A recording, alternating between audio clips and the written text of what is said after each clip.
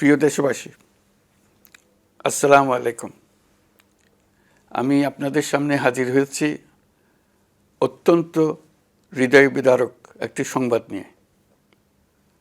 সিঙ্গাপুরে চিকিৎসাধীন জুলাই গণঅভ্যুত্থানের সম্মুখভাগের অকুতোভয় যোদ্ধা ও ইনকলাব মঞ্চের মুখপাত্র শরীফ ওসমান হাদী আর আমাদের মাঝে নেই।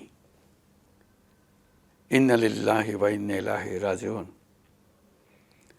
কিছুক্ষণ আগে সিঙ্গাপুরের পররাষ্ট্রমন্ত্রী ভিভিয়ান বালাকৃষ্ণন আমাকে টেলিফোনে এই হৃদয় বিদারক সংবাদটি জানিয়েছেন। ফেসিবাদ ও আধিপত্যবাদ বিরোধী সংগ্রামের এই অমর সৈনিককে মহান রাব্বুল আলামিন শহীদ হিসেবে কবুল করুন, এই দোয়া করি। আমরা সবাই মিলে এই দোয়া করি। শরীফ ওসমান হাদীর এই অকাল মৃত্যুতে আমি গভীর শোক ও দুঃখ প্রকাশ করছি।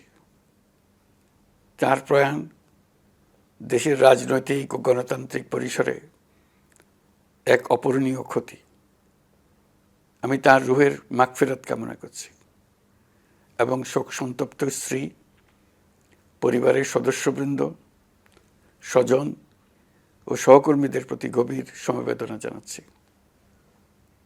শহীদ ওসমান হাদীর স্ত্রী ও একমাত্র সন্তানের দায়িত্ব সরকার গ্রহণ করবে। শহীদ শরীফ ওসমান হাদীর অকাল মৃত্যুতে আগামী শনিবার একদিনের রাষ্ট্রীয় শোক ঘোষণা করছি।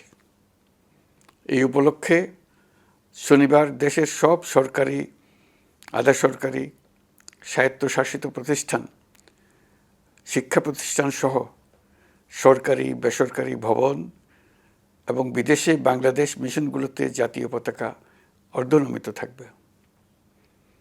একই সাথে আগামীকাল শুক্রবার বাদ জুমা দেশের প্রতিটি মসজিদে শহীদ ওসমান হাদীর রুহের মাগফিরাত কামনায় বিশেষ দোয়া ও মোনাজাতের আয়োজন করা হবে। আপনারা তাতে শরীক হন। অন্যান্য ধর্মের উপাসনালয়গুলোতেও আয়োজন হবে বিশেষ প্রার্থনার। আমি বিশেষ কৃতজ্ঞতা জানাই সিঙ্গাপুর সরকারের প্রতি। তারা হাদীর চিকিৎসায় অত্যন্ত আন্তরিকতা ও পেশাদারিত্ব দেখিয়েছেন। বিশেষ করে সিঙ্গাপুরের পররাষ্ট্রমন্ত্রী ভিভিয়ান বালাকৃষ্ণন, যিনি একই সঙ্গে একজন বিশিষ্ট চিকিৎসক, তার প্রতিও তিনি নিজে হাদীর পরিচর্যা করেছেন, আমাকে নিয়মিত চিকিৎসা সম্পর্কে খোঁজখবর দিয়েছেন। এই নৃশংস হত্যাকাণ্ডের সঙ্গে জড়িত সকল অপরাধীকে দ্রুত আইনের আওতায় আনা হবে এবং তাদের বিরুদ্ধে সর্বোচ্চ শাস্তি নিশ্চিত করা হবে। এ বিষয়ে কোনো ধরনের শৈথিল্য দেখানো হবে না। বিপ্লবী রক্তে উজ্জীবিত এই তরুণ নেতা ওসমান হাদী ছিলেন প্রতিবাদের অনন্য প্রতীক। তার কর্মের মধ্য দিয়ে তিনি শুধু প্রতিবাদ নয়, দেশপ্রেম, ধৈর্য ও দৃঢ়তার অনন্য দৃষ্টান্ত রেখে গেছেন।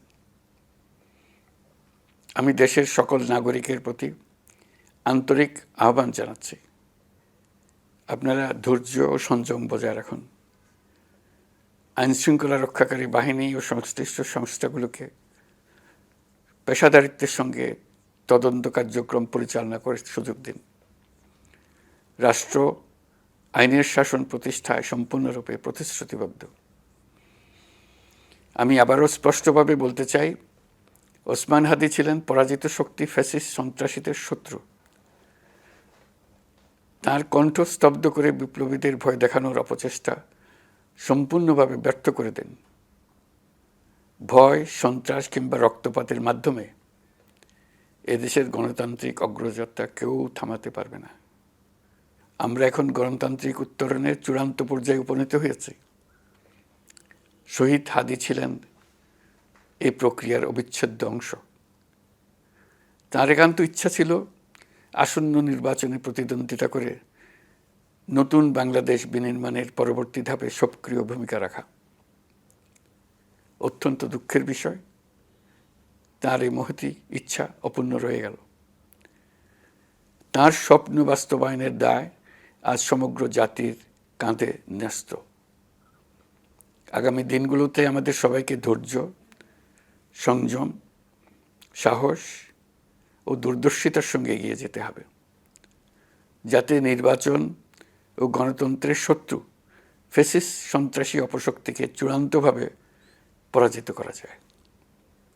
এই শোকের মুহূর্তে আসুন আমরা শহীদ শরীফ ওসমান হাদির আদর্শ ও ত্যাগকে শক্তিতে পরিণত করি, ধৈর্য ধারণ করি, অপপ্রচার ও গুজবে কান না দিই এবং যে কোনো হঠকারী সিদ্ধান্ত থেকে বিরত থাকি।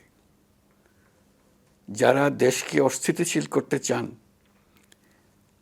তাদের ফাঁদে পা না দিয়ে আসুন আমরা সবাই ঐক্যবদ্ধভাবে গণতন্ত্র, ন্যায় বিচার ও গণমানুষের অধিকার প্রতিষ্ঠার পথে অবিচল পদক্ষেপে এগিয়ে যাই। এটাই হবে শহীদ হাদির প্রতি আমাদের প্রকৃত শ্রদ্ধা। আল্লাহ হাফেজ।